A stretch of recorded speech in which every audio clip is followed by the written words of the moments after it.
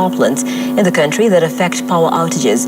Appearing before the National Assembly Committee on Energy on Friday, Chirchir attributed the deficit of generation capacity required to meet the growing demand of power supply in the country to the stalling of signing the PPAs.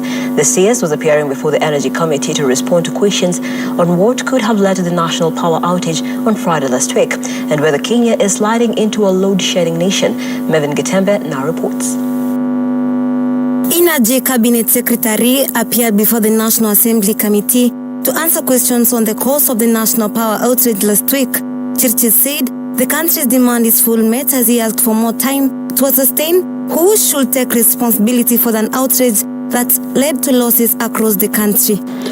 On 25th of August, honorable members, 23rd, 2023 at about 21:45 in the night, the country experienced a nationwide blackout on the electric power system.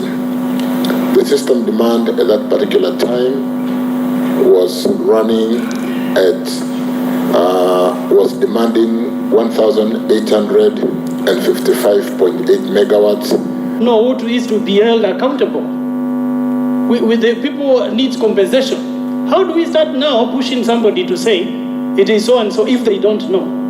If if the CS says it needs 10 days to provide that information, I think it is only fair we allow him to come with the information, and we will be here waiting.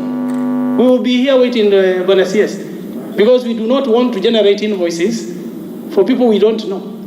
According to the Principal Secretary of the Ministry, Alex Mwashira, it took a long time before the restoration of electricity in the country, following the loss of more than 270 megawatts of steam, which caused problems in steam power system, a situation that affected most stations.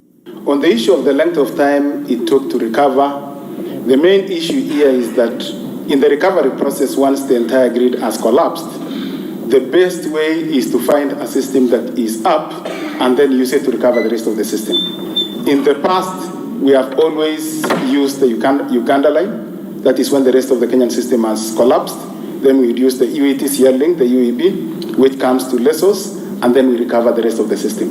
But when this happened, that was not available, so we had to start systems right from the scratch. We've got about 50 engineers working from Suso together, from all the different plants. They work in their cohorts as Kengen, Kentraco.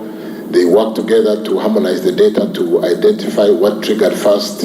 As the country prepares for tougher weather conditions, the ministry has assured Kenyans that all is well and that the proper measures have been put in place to prevent a repeat of what happened last week. First, let me start with the assurance that we have enough power. Who should take the blame following the power outage blackout witnessed in the country last week? These are some of the questions that still seek answers. All eyes set on the Kenya Kwanza government. Mevin Getembe, Look Up TV, Nairobi.